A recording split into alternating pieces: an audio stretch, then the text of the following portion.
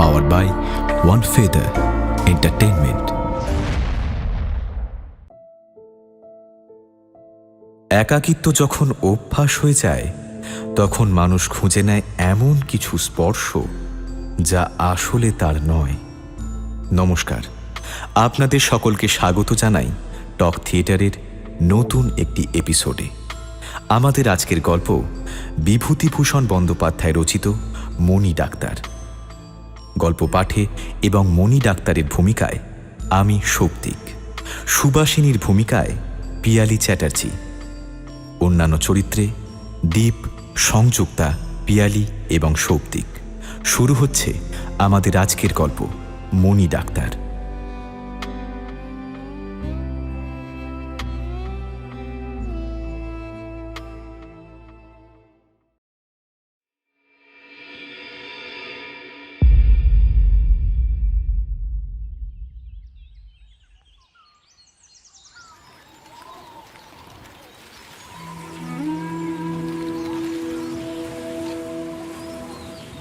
আষাঢ় মাসের শুরুতে জ্যৈষ্ঠের সেই তীব্র গরমটা একটু কমেছে, এইটুকুই বাঁচোয়া।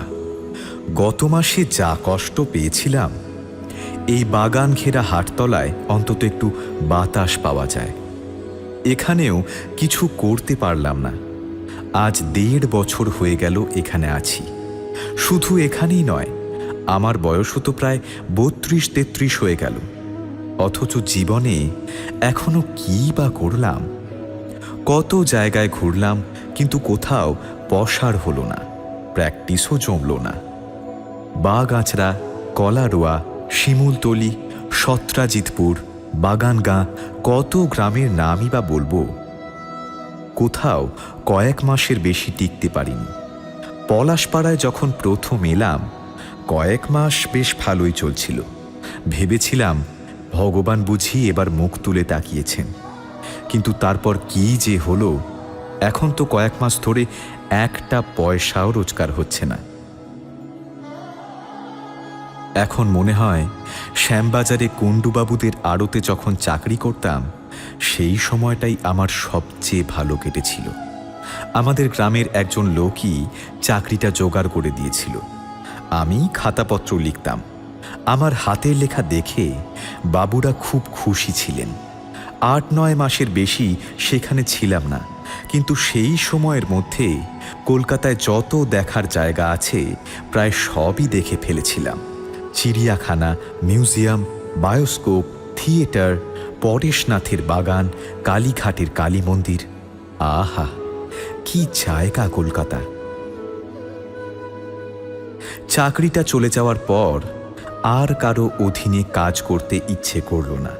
মনে হলো ডাক্তারি করলে স্বাধীনভাবে কাজ করা যাবে। তাই কুণ্ডুবাবুদের বাড়ির ডাক্তারবাবুর কাছে গিয়ে তাঁর ডিসপেন্সারিতে বসে মাস 2 কাজ শিখলাম। কিছু বাংলা ডাক্তারি বইও কিনে পড়লাম। তারপর থেকেই নিজের দেশ ছেড়ে যশোহর জেলার এইসব গ্রামে গ্রামে ঘুরে বেরিয়ে ডাক্তারি করার চেষ্টা করছি।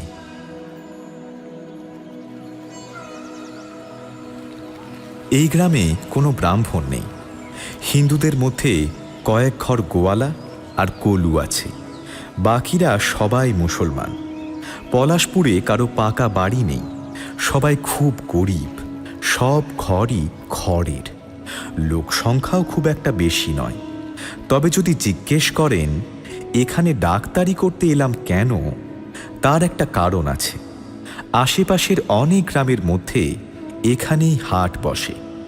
খুব একটা বড় হাট নয়, তবুও বুধবার আর শনিবার অনেক গ্রামের লোক এখানে জড়ো হয়। হাটতলায় কয়েকটা খড়ের আটচালা আর সবাইপুরের গাঙ্গুলিদের কাছারি ঘর আছে। কাছারিটা দেওয়ালবিহীন খড়ের ঘর। বছরে খাজনা তোলার সময় জমিদারের তহসিলদার এসে মাসখানেক থাকে, তারপর খাজনা তুলে চলে যায়। তাই ঘরটার দেখভাল করার দিকে কারো নজর নেই। ঘরের অবস্থা খুবই খারাপ। মেঝেতে ইঁদুরের গর্ত, ছাদ দিয়ে বর্ষার জল পড়ে। ঝড় হলে ঘরের ভেতর বসেও ভিজতে হয়। সেই 6 আনির বাবুদের কাছারিতেই নায়েবকে বলে কোনো রকমে আশ্রয় নিয়েছি। আমি একাই থাকি। অন্য গ্রামের মতো এখানেও চারিদিকে বন জঙ্গল, বাঁশবন আর পুরনো আমবাগান ভরপুর। হাটতলার 3 দিকেই ঘন বাঁশবন আর আমবাগান, আর একদিকে জঙ্গলের ধার ধরে একটু এগোলেই বেত্রবতী নদী। এখানকার লোকেরা তাকে বেতনা বলে। এই জঙ্গল ঘেরা জায়গার জন্য দিনের বেলাতেও হাটতলাটা একটু অন্ধকার লাগে। রাতে তো আরও নির্জন হয়ে যায়। 2-1টা দোকান আছে, সেগুলোও বন্ধ হয়ে গেলে পুরো জায়গাটা ফাঁকা হয়ে পড়ে। তখন বনে ঝোপে জোনাকি চলে, কোথাও ঘেঁটকোল ফুলের গন্ধ আসে, উত্তরের শিমুল গাছে পেঁচা ডাকে। আমি একা বসে ভাত রাঁধি, কখনো ভাত চাপিয়ে দিয়ে একতারা হাতে নিয়ে নিজের মনে গান গাই। আজ 6-7 মাস ধরে একটাও আয় নেই। হাটে ঢাক পিটিয়ে জানিয়ে দিয়েছি ভিজিট 4 আনা আর ওষুধের দাম দাগ পিছু 1 আনা। তবুও রোগীর দেখা নেই। ভাগ্যিস মুজিবুর রহমান মানুষটা ভালো, তার নিজের দোকান থেকে 4-5 মাস ধরে চাল ডাল দিয়ে যাচ্ছে, তাই কোনো রকমে দিন চলে যাচ্ছে। গত মাসে গোয়ালপাড়ার দামু ঘোষের বাড়িতে নিউমোনিয়ার একটি রোগী হয়েছিল। মুজিবর এদিককার একজন মাতব্বর মানুষ, সবাই তার কথা শোনে। তাকে ধরে আমি দামু ঘোষের কাছে আমার কথা বলিয়েছিলাম, কিন্তু শেষ পর্যন্ত আমাকে না ডেকে তারা বলরামপুরের অবিনাশ শ্যাঁকড়া কবিরাজকেই ডাকল। অবিনাশ কবিরাজের ওপর তাদের নাকি খুব বিশ্বাস। স্ত্রী সুবাসিনীকে নিয়ে আর এক বিপদ হয়েছে। বিয়ে করার পরও তাকে বাপের বাড়িতেই রেখে দিয়েছি। তাকে একটা ভালো কাপড় পর্যন্ত কোনো দিন দিতে পারিনি। ছেলের দুধের দাম 7-8 টাকা বাকি পড়ে আছে। শাশুড়ি ঠাকুরুন চিঠি লিখে বারবার টাকা চাইছেন, কিন্তু 7-8 টাকা কোথায় পাবো? আমি নিজেই তো পেট ভরে খেতে পারি না। টাকা দিতে না পারায় শাশুড়ি ঠাকুরুন খুবই অসন্তুষ্ট। তিনি ভাবেন আমি বুঝি ডাক্তারি করে অনেক টাকা রোজগার করছি।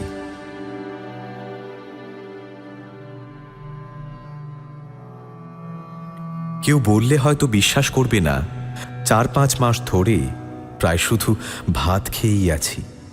পাড়া গাঁ হলেও এখানে জিনিসপত্র খুব কম পাওয়া যায়, আর দামও বেশি। পটল 2 আনা সের, আলু 6 পয়সা, মাছ 4 আনা বা 6 আনার কমে পাওয়া যায় না। কেউ দেখে ফেলবে এই ভয়ে খুব ভোরে নদীর ধারে গিয়ে মাঝে মাঝে শুশুনি আর কাঁচরা দাম শাক তুলে আনি। এখন আবার আমের সময় আম আর ভাত খেয়েই দিন কাটে। কতদিন শুধু নুন দিয়ে ভাত খেয়েছি। আমি পাশ করা ডাক্তার নই, কিন্তু তাতে কি হয়েছে? বাড়িতে বসে বই পড়ে কি ডাক্তারি শেখা যায় না?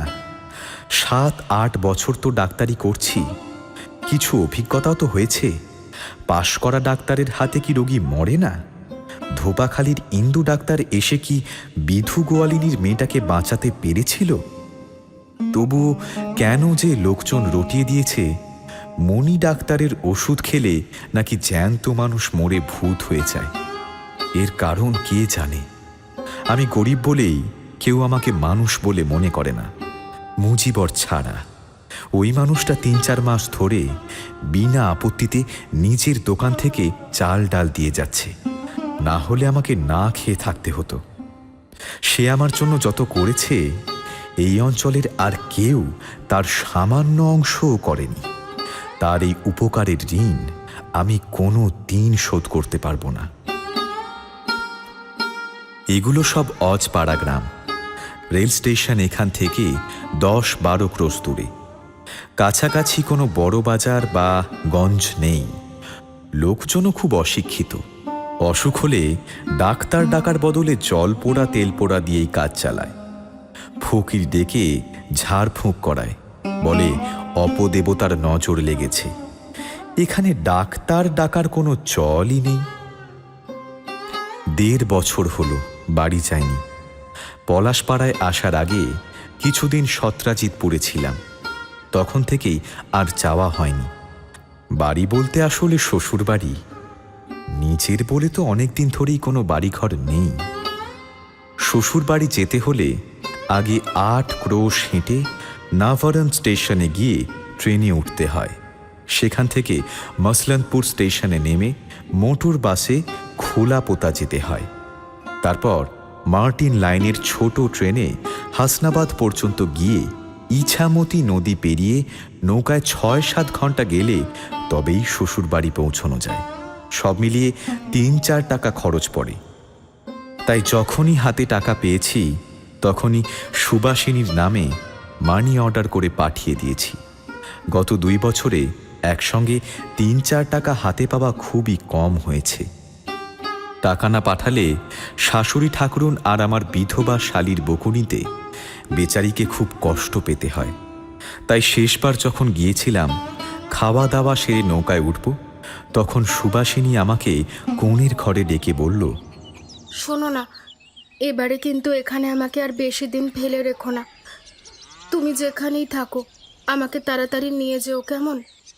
আমি বললাম, ওইসব পাড়া গায়ে তুমি থাকতে পারবে? সে বলল, এটা আবার এমন কি শহর? তার উপর তুমি যেখানে থাকবে সেখানেই তো আমার শহর। এখানে দিদির কথা শুনে শুনে কখনো মনে হয় গলায় দড়ি দিই, না হলে গঙ্গায় ডুবে মরি। আমি বললাম, সবই বুঝি সুবি, কোথাও যদি একটু ব্যবস্থা করতে পারি তাহলে তোমাকে অবশ্যই নিয়ে যাব। আমি কি আর তোমাকে ফেলে রেখে নিশ্চিন্তে থাকতে পারি? কিন্তু কি করব বলো তো? এই সময় দরজার বাইরে পা দিতেই দেখি শাশুড়ি ঠাকুরুন ওঁত পেতে দাঁড়িয়ে আছেন। তিনি বললেন, দেখো বাবু, এমন করে আর নিখোঁজ হয়ে থেকো না। আমার এই অবস্থা, সংসারে কত ঝামেলা। 1 কারি দুধের দাম গোয়ালার কাছে বাকি। মেয়ে ছেঁড়া কাপড় পরে থাকে, চোখের সামনে দেখতে পারিনি বলে একটা কাপড় কিনে দিয়েছিলাম, তার দামও এখনো বাকি। আর তুমি তো এখান থেকে গেলে আর তোমার খোঁজই পাওয়া যায় না। কি যে করি বলো, এমন পুরুষ মানুষ জন্মে দেখিনি। এই রকম কত কথা শুনতে হয়েছিল। সেই অবস্থার পর থেকেই আজ 1.5 বছর হলো শ্বশুর বাড়ির দিকে আর যাইনি। অবশ্য এর মধ্যে হাতে যখন যা পেয়েছি সুবাসিনীর নামে পাঠিয়েছি, কিন্তু সব মিলিয়ে খরচের তুলনায় তা খুব বেশি কিছু নয়। কিন্তু আমি কি করব? চুরি বা ডাকাতি তো করতে পারি না। সত্যি বলতে কি, বিয়ে করার পরও সুবাসিনীর সঙ্গে বেশি দিন একসঙ্গে থাকার সুযোগ পাইনি। প্রথমে ভাবতাম একটু সুবিধা হলেই তাকে কাছে নিয়ে যাব, কিন্তু বিয়ে হয়েছে 6-7 বছর, তবু সে সুযোগ আর হলো না। শ্বশুর বাড়িতেও বা কতদিন থাকা যায়? মেয়েটা এতদিন ধরে সেখানে আছে, তার উপর জামাই গিয়ে 2-4 দিনের বেশি থাকলেই শাশুড়ি ঠাকুরুন যে বিরক্ত হন তা আমি বুঝতে পারি। তাই বুদ্ধিমানের মতো আগেই সরে পড়ি। নিজের সম্মান নিজের কাছেই ভালো। একদিন শুনলাম পানখোলার পাঠশালায় একজন মাস্টারের জায়গা খালি আছে। মুজিবর রহমানের দোকানে আমি সকাল বিকেল বসে গল্প করি। সেই আমাকে বলল মাস্টারির চেষ্টা করতে। বাড়ি ফিরে ভাবলাম, 7-8 বছর ডাক্তারি করে তো দেখলাম পেট চালানোই দায়। তার চেয়ে একটা বাঁধা চাকরি করলে মাস গেলে কিছু টাকা তো হাতে আসবে। খোঁজ নিয়ে জানলাম মকরন্দপুরের শ্রীনাথ দাস সেই পাঠশালার সেক্রেটারি। পরদিন সকালেই মকরন্দপুরের উদ্দেশ্যে রওনা দিলাম। মকরন্দপুর এখান থেকে 7-8 ক্রোশের কম নয়। সকালে স্নান সেরে দুমুঠো ভাত খেয়ে জল খেয়ে বেরিয়ে পড়লাম। মকরন্দপুর কোন দিকে ঠিক জানতাম না। পলাশপুর ছাড়িয়ে অম্বিকাপুরের কলু বাড়ির কাছে গিয়ে কলুদের জিজ্ঞেস করলে তারা বলল, ঝিটকি পোতার খেয়া পার হয়ে নখফুলের দিক দিয়ে গেলে 1.5 ক্রোশ রাস্তা কম হবে। সকাল 8টার মধ্যেই খেয়া পার হলাম। একটি ছোট ছেলে আমার সঙ্গে একই নৌকায় পার হয়েছিল। মাঠের মধ্যে কিছু দূর গিয়ে সে একটি বট গাছ দেখিয়ে বলল, ওই গাছতলা দিয়ে যান বাবু, বাঁদিকে নখফুলের রাস্তা। রোদ তখন বেশ চড়েছে। একটি ছোট খাল হেঁটে পার হয়ে একটি বড় আমবাগানের মধ্যে ঢুকলাম।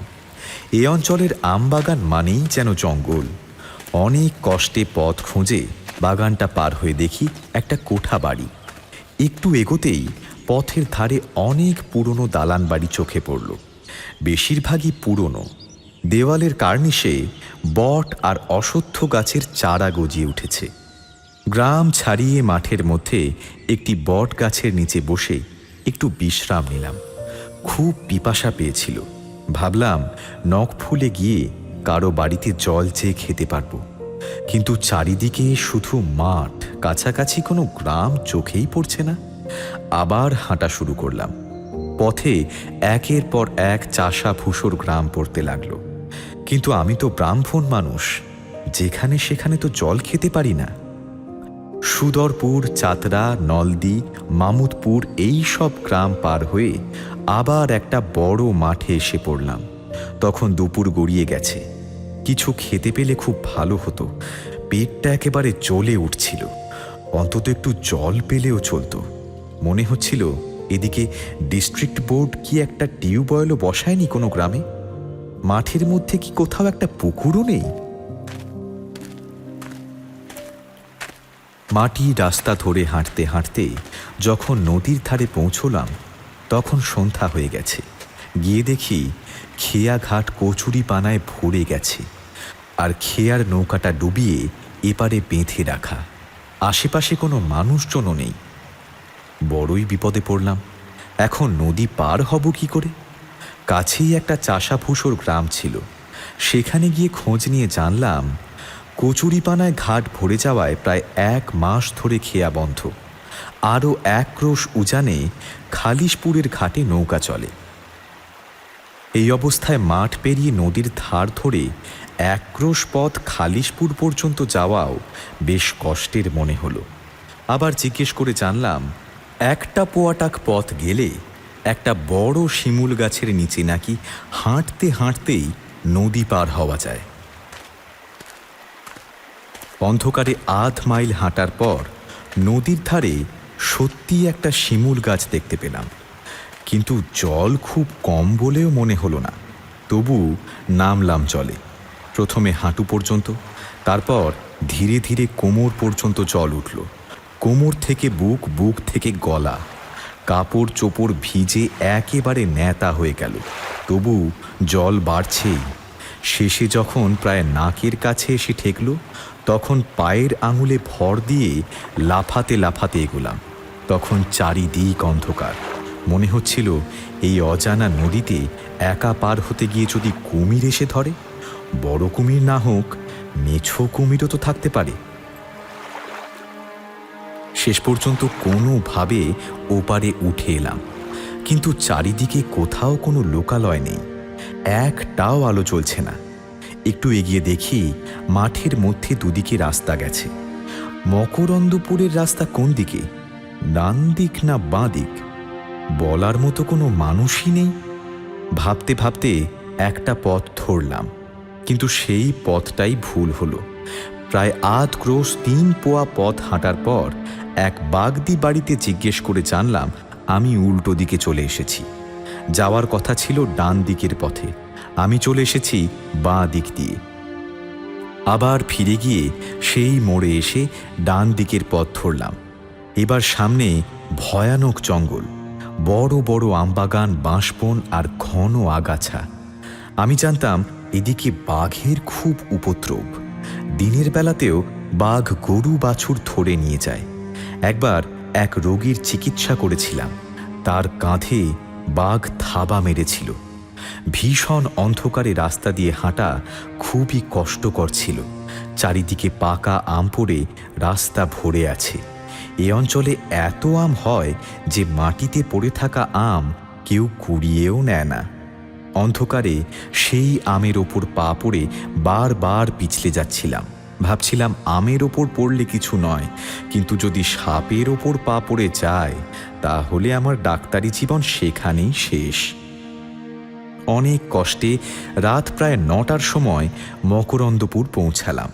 সেক্রেটারি শ্রীনাথ দাসের বাড়িতে সেদিন রাতটা কাটালাম, কিন্তু চাকরি জোটেনি, সব পরিশ্রমই বৃথা গেল। পরদিন সকালে শ্রীনাথ দাস বললেন, এ মাসে নয়, আশ্বিন মাস থেকে লোক নেওয়ার কথা ভাবছি। স্কুলের অবস্থা ভালো নয়। ডিস্ট্রিক্ট বোর্ড থেকে মাসে 10 টাকা 4 আনা সাহায্য আসে, সেটাই যা ভরসা। ছাত্রদের কাছ থেকে মাসে মোট 13 শিখে ওঠে। 2 জন মাস্টার রাখবো কি করে? আপনি আশ্বিন মাসের দিকে আবার খোঁজ করবেন বরং। তাহলে গেল সব মাটি হয়ে। আশ্বিন মাস পর্যন্ত কি বসে থাকবো পানখোলা ইউপি পাঠশালার দ্বিতীয় পণ্ডিতের চাকরির আশায়? শুনলাম বেতন নাকি 5 টাকা, আর হেড পণ্ডিত পান 9 টাকা। সারাদিন হাঁটাহাঁটি করে আবার পলাশপুরে ফিরে এলাম। ফিরতে ফিরতে সন্ধ্যা হয়ে গেল। শরীর একেবারে ক্লান্ত, পা টনটন করছে। মুজিবর জিজ্ঞেস করল, কি হইল ডাক্তারবাবু? আমি সব খুলে বললাম। তারপর নিজের অন্ধকার ঘরের ঘরে ঢুকে ভাঙা লণ্ঠনটা জ্বাললাম। নদীর ঘাটে গিয়ে হাত মুখ ধুয়ে এসে মাদুর পেতে শুয়ে পড়লাম। খুব খিদে পেয়েছিল, কিন্তু উঠে রান্না করার মতো আর শক্তি ছিল না। কয়েকটা আম খেয়েই রাতটা কাটিয়ে দিলাম। অন্ধকারে শুয়ে শুয়ে কত কথা মনে আসে। একা একা থাকতে হয়, কথা বলার মতো মানুষই নেই। এটাই সবচেয়ে কষ্টের। মনে হয় স্ত্রীকে যদি কাছে এনে রাখতে পারতাম। কতদিন তাকে দেখি না, তার একটু সেবা পেতে মন চায়। সারাদিন এত খাটাখাটনি করে ফিরেছি, মনে হয় কাছে বসে যদি একটু গল্প করত, তবু দুঃখের মধ্যেও সুখ পেতাম। কিন্তু তাকে আনবো কোথায়? খাওয়াবই বা কি? হাটতলাটা ভীষণ অন্ধকার, মাত্র 2টো দোকান, সেগুলো বন্ধ হয়ে গেছে। চারিদিকে বড় বড় গাছের ছায়ায় জোনাকি জ্বলছে। বিলাতি আমড়া গাছে বাদুর ডানা ঝাপটাচ্ছে। গভীর রাত হয়ে গেছে, কিন্তু গরমে ঘুম আসছে না। কি ভীষণ গুমোট। চারপাশের আমবাগানে সারা রাত পাকা আম পড়ার শব্দ হচ্ছে। শুয়ে শুয়ে সেই শব্দই শুনতে থাকি। উফ, এখানকার জীবনটা কি ভীষণ একঘেয়ে হয়ে উঠেছে। সকালে উঠে নদীর ধারে একটু হাঁটাহাঁটি করে আবার হাটতলায় ফিরে আসি। খুব দূরে কোথাও যেতেও পারি না, যদি কোনো রোগী এসে আবার ফিরে যায়। তাই সারাদিন আশায় আশায় ডিসপেন্সারির সামনে বসে থাকতে হয়। তার বাইরে যাবই বা কোথায়? চারিদিকে চাষাভুষোর গ্রাম, কোনো ভদ্রলোকের বাড়ি নেই যে গিয়ে একটু গল্পগুজব করব। ঘুরে ফিরে সেই আমার ফুটো খড়ের ঘরের ডিসপেন্সারি আর মুজিবরের দোকান। এই দোকান আর ডিসপেন্সারি। মাঝে মাঝে সন্ধ্যের দিকে পিপিলিপাড়ার বিলের ধারে হাঁটতে যাই। দেখি বাগদিরা কিভাবে ডোঙায় উঠে কোঁচ ছুঁড়ে কই মাছ ধরে। অন্ধকার হলে কখনো কখনো 2-1টা শাকও তুলে আনি। বৈশাখ মাস থেকে একঘেয়ে আম ভাতে দিন কাটছে। আর কতদিন ভালো লাগে? আমার ভাগ্যটাই বোধহয় খারাপ। কাল ওপাড়ার বিষ্ণুকলুর বড় ছেলেকে সন্ধ্যের পরে ঘানির ঘরের দরজায় সাপে কামড়েছিল। আমি খবর শুনে ছুটে গেলাম। আমাকে কেউ ডাকতে আসেনি ঠিকই, কিন্তু শুনে চুপ করে থাকা কি সম্ভব? গিয়ে শক্ত করে কয়েকটা বাঁধন দিলাম। কামড়ের জায়গাটা কেটে পটাশ পারম্যাঙ্গানেট দিলাম। এমন সময় গ্রামের লোকজন ওঝাকে ডেকে আনলো। ওঝা এসে আমার বাঁধন খুলে দিতে বলল। আমি যতই নিষেধ করি, কেউ শুনল না। শেষে ঝাড়ফুঁক করতে করতে ছেলেটা ভালো হয়ে গেল। আসলে কাজ হয়েছিল আমার বাঁধন আর ওষুধে, কিন্তু নাম হলো সেই ওঝার। তাতে অবশ্য আমার দুঃখ নেই, একটা প্রাণ তো বাঁচল। সেটাই আমার সবচেয়ে বড় পুরস্কার। না খেয়ে থাকার কষ্ট সহ্য করতে পারি, কিন্তু এই একঘেয়ে জীবনের কষ্টে যেন মরে যাচ্ছি। তাই বসে বসে দিবা স্বপ্ন দেখে মনটা সান্ত্বনা দিই। ভাবি, যদি কখনো হাতে টাকা আসে কি করব? সুবাসিনীকে নিয়ে আসব, খোকাকেও নিয়ে আসব। নদীর ধারে মুজিবর যে জমি দিতে চেয়েছে, সেখানে আপাতত 2টো খড়ের ঘর তুলব। বাড়ির চারপাশে ছোট্ট একটা ফুলের বাগান করব। গরমের সন্ধ্যায় আধ ফোঁটা বেলফুল তুলে এনে কিছু সুবাসিনীর খোঁপায় গুঁজে দেব। এখানকার তহসিলদারের কাছে একটু ধানের জমি নিয়ে চাষ করব। ঘরে ধান থাকলে তখন সচ্ছলতা নিজে থেকেই আসবে। ভাদ্র মাসে একদিন ডিসপেন্সারিতে বসে আছি, দেখি একটা মেয়ে হাটতলার বনের মধ্যে জাম গাছের তলায় কি যেন খুঁজছে। আমাকে দেখে আমার দিকে তাকিয়ে রইল। আমি বললাম, কি খুঁজছো ওখানে খুকি? মেয়েটা লাজুক গলায় বলল, ঘ্যাটকলের ডগা। ঘেঁটকোলের ডগা দিয়ে কি হবে? ওটা তো খাওয়া যায়। আমি তো জানতামই না। যদি সত্যিই খাওয়া যায় তাহলে তো আমার তরকারির সমস্যাই মিটে যায়। চারপাশের জঙ্গলে তো অনেক ঘেঁটকোল আছে, কিন্তু গাছটা আমি চিনতামই না। আমি বললাম, দেখি তো গাছটা কেমন। সে দেখিয়ে বলল, এই যে কচু গাছের মতো দেখতে, তবে একটা পাতা 3টে ভাঁজ করা। আমি জিজ্ঞেস করলাম, এটা কিভাবে খায়? যেমন খুশি রান্না করা যায়, হেঁচকি করে, চচ্চড়ি করে। খাবেন? তুলে দেব? আমি একটু চাল দেখালাম। ডাক্তার হয়ে বুনো ঘেঁটকোলের ডগা খায় কি করে? তবে যদি খেতেই হয় তাহলে যেন বড় দয়া করে খাচ্ছি এমন একটা ভাব দেখালাম। বললাম, ও সব আবার কে রাঁধবে? কিভাবে রান্না করতে হয়? মেয়েটা আমাকে রান্না করার পদ্ধতি শিখিয়ে দিল, আর এক আঁটি ডগাও তুলে দিল। যাওয়ার সময় আমার রান্নাঘরের দিকে তাকিয়ে বলল, এখানে কে থাকে? আমি। আপনার সঙ্গে আর কেউ থাকে না? রান্না বান্না করে কে? কেউ না, নিজেই করি। সেই থেকেই মেয়েটা যেন আমাকে একটু মায়ার চোখে দেখতে শুরু করলো। যখনই সে হাটতলায় ঘেঁটকোলের ডগা তুলতে আসতো, আমার জন্য এক আঁটি দিয়ে যেত। কখনো সকালে আসতো, আবার কখনো বিকেলেও আসতো। একদিন বিকেলে আমি আপন মনে বসে আছি, এমন সময় মেয়েটা এসে দাওয়ার ধারে আঁচল থেকে কয়েকটা ডুমুর বের করে রেখে বলল, এইমাত্র কলুদের পুকুর পাড় থেকে ডুমুর পেরেছিলাম, তাই আপনাকে 2টো দিয়ে যাচ্ছি। মেয়েটা কে তা আমি কখনো জিজ্ঞাসা করিনি। দেখতে সে বেশ সুন্দর, বড় বড় চোখ, বয়স 18-19 হবে। গায়ের রঙও বেশ ফর্সা। এইসব পাড়া গায়ে এমন রং খুব একটা দেখা যায় না, তবে দেখলেই বোঝা যায় সে ব্রাহ্মণ বা কায়স্থ ঘরের মেয়ে নয়। সেদিন কথা বলতে বলতে জানলাম সে এই গ্রামেরই বিধু গোয়ালিনীর মেয়ে। তার আসল নাম বোধহয় প্রেমলতা বা ওই রকম কিছু, কিন্তু সবাই তাকে প্রমো বলে ডাকে। অল্প বয়সেই বিধবা হয়েছে, যেমন আমাদের দেশে গোয়ালাদের ঘরে প্রায়ই হয়। মেয়েটা কিছুক্ষণ চালের বাটা হাতে দাঁড়িয়ে রইল, তারপর বলল, আপনার বিয়ে হয়নি? আমি বললাম, কেন হবে না? সে আবার বলল, তাহলে বউকে নিয়ে আসেন না কেন? এখানে তো আপনার রান্না বান্নার খুব কষ্ট হয়। আমি বললাম, হ্যাঁ তা তো বটেই, এবারে নিয়ে আসবো ভাবছি। সে আবার জিজ্ঞেস করল, আপনার মা বাবা আছেন? না। আপনাদের বাড়ি কোথায়? সেটা তুমি চিনবে না, ও অনেক দূরে। এইভাবেই আমাদের আলাপ শুরু হয়েছিল। তারপর অনেক দিন সকাল বিকেল প্রমো আসতো। কোনো দিন ওলের ডাঁটা, কোনো দিন ডুমুর, আবার কোনো দিন একটা চালতা। সে জঙ্গলে যাই পেত তার কিছু না কিছু আমার জন্য না এনে যেন তার তৃপ্তিই হতো না। মাঝে মাঝে ওইখানে দাঁড়িয়ে চালের বাটা হাতে নিয়ে কত গল্প করত। সরল মেয়েটা জঙ্গল থেকে কাঠ কুড়িয়ে শাক পাতা তুলে তার দরিদ্র মায়ের সংসারের অভাব কিছুটা পূরণ করার চেষ্টা করত। ঠিক তেমনি এই গরিব ডাক্তারের জন্য সে ভাতের থালার একটু তরকারির ব্যবস্থা করে দিত। তাকে আমার খুব ভালো লাগতো।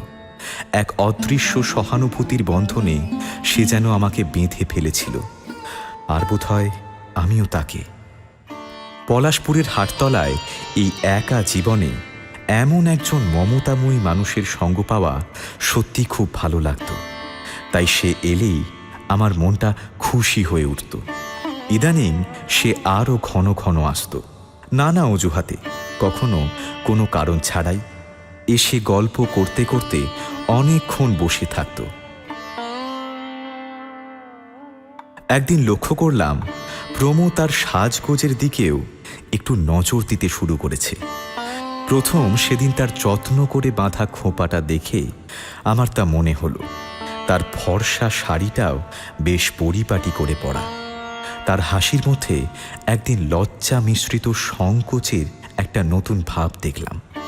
কতভাবে সে যে আমাকে সাহায্য করার চেষ্টা করত, শাক তুলে দিত, তরকারি কেটে দিত, আগে আগে এসে চালের বাটা হাতে দাঁড়িয়ে থাকত, এখন আবার দাওয়ার কোণে বসত।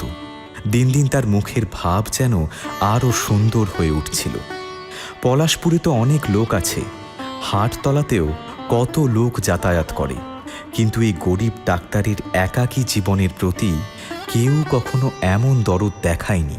তাই মনে হয় পুরুষ মানুষের জীবনে মেয়ে মানুষের মতো বন্ধু আর কে আছে? গত ফাল্গুন মাসে কয়েকদিন ধরে প্রমো এলো না। আমার মনটা খুব অস্থির হয়ে উঠল। এমন তো কখনো হয় না। 2-3 দিন পরে শুনলাম বিধু গোয়ালিনীর মেয়ের টাইফয়েড হয়েছে। কেউ ডাকতে না এলেও আমি নিজেই দেখতে গেলাম। দেখে বুঝলাম এই বয়সে টাইফয়েড খুবই কঠিন রোগ। প্রাণপণ চেষ্টা করে চিকিৎসা করতে লাগলাম, কিন্তু 7 দিন পরে তারা আমার ওপর বিশ্বাস হারিয়ে ইন্দু ডাক্তারকে ডাকল। প্রথম দিন আমাকে রোগীর পাশে দেখে প্রমোর মুখ আনন্দে উজ্জ্বল হয়ে উঠেছিল। শুনলাম যেদিন ইন্দু ডাক্তার এসেছিলেন সেদিন সে তার ওষুধ খেতেও চায়নি। মৃত্যুর 6-7 দিন আগে থেকেই সে অজ্ঞান হয়ে পড়েছিল।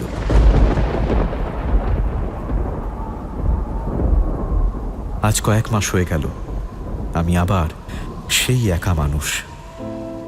এখন আর কে আমার জন্য শাক, ডুমুর বা ঘিঁটকলির ডগা তুলে দেবে? আবার সেই আম ভাতে দিন কাটছে। বর্ষা নেমেছে, রাস্তাঘাটে প্রচুর কাদা, মশারও খুব উপদ্রব। হাটতলার চারপাশের বাগানের বড় বড় গাছের মাথায় সারাদিন মেঘ জমে থাকে। হঠাৎ ঝমঝম করে বৃষ্টি নামে, একটু পর আকাশ পরিষ্কার হয়, আবার মেঘ আসে, আবার বৃষ্টি। বৃষ্টিতে ভিজে গাছের গুঁড়িগুলো আবলুস কাঠের মতো কালো দেখায়। চুপ করে বসে থাকি, মনে হয় যেন কারাগারে বন্দী হয়ে আছি। যখন খুব অসহ্য লাগে তখন মুজিবরের দোকানে গিয়ে বসি। নিচু চালার সেই দোকানে রেড়ির তেল, কেরোসিন তেল, জিরে মরিচ, খড়িমাটি, কড়া তামাক, আলকাতরা, পচা সর্ষের তেল সব মিলিয়ে এক অদ্ভুত গন্ধ ভেসে বেড়ায়। সেই গন্ধে মনটা হু হু করে ওঠে। মনে হয় এ যেন কোথাও এক দূরের পাড়া গায়ে পড়ে আছি। কবে যে এই বেড়াচালের নাগপাশ থেকে মুক্তি পাব, আদৌ কখনো মুক্তি পাবো কিনা কিছুই জানি না। জীবনটা যেন কেমন অদ্ভুত হয়ে গেছে। তবু মনে হয় এত কষ্টের মধ্যেও এই একঘেয়ে অজপাড়া গায়ের জীবনটা সহ্য করা যেত যদি সুবাসিনী আর খোকা কাছে থাকত। একবার যখন কলকাতায় ছিলাম, ভবানীপুর দিয়ে যাচ্ছিলাম, দেখি একটা বড় বাড়ি থেকে দলে দলে মেয়েরা বই হাতে বেরিয়ে আসছে। নানা বয়সের মেয়ে তাদের মধ্যে। ভাবলাম, এ কি, এত মেয়ে কোথা থেকে বেরোচ্ছে? ব্যাপারটা কি একটু দেখে নেওয়া দরকার। পরে জানতে পারলাম ওটা মেয়েদের কলেজ। কি সুন্দর সব মেয়ে ছিল তাদের মধ্যে, কি সুন্দর পোশাক, কারো চোখে চশমা, সে কি রূপ। আর একদিন দেবেন্দ্র ঘোষ স্ট্রিট দিয়ে যেতে যেতে দেখলাম একটা বড় লোকের বাড়ির দোতলায় এক মেয়ে গান গাইছে। দাঁড়িয়ে দাঁড়িয়ে শুনলাম। এত সুন্দর গান আমি আর কখনো শুনিনি। কোথায় বা শুনব? গানের কয়েকটি লাইন এখনো মনে আছে। প্রিয়, তুমি আসো নাই আজ ভোরে, মধু মালতীর নয়নে শিশির তোলে। সেসব গান আমাদের মতো মাটির মানুষের জন্য নয়। সারাদিন ঝমঝম বৃষ্টির পর সন্ধ্যার দিকে একটু থেমেছে।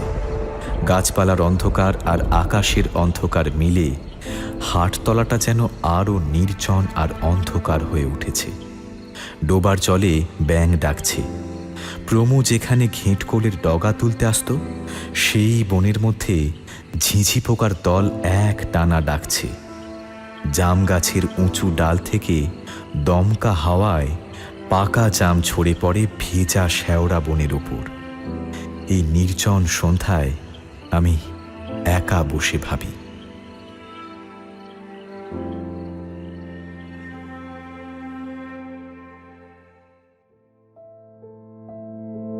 যে অনুভূতির কোনো পরিণতি নেই, সেগুলোই হয়তো সবচেয়ে বেশি বেঁচে থাকে সময়ের ভেতরে।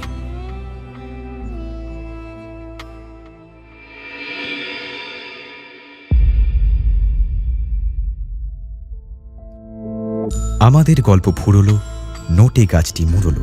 তাহলে আজ আসি, আবার আসবো পরের বুধবার ঠিক রাত 9:30 নতুন একটি গল্প নিয়ে টক থিয়েটারের অফিসিয়াল ইউটিউব চ্যানেলে, powered by One Feather entertainment.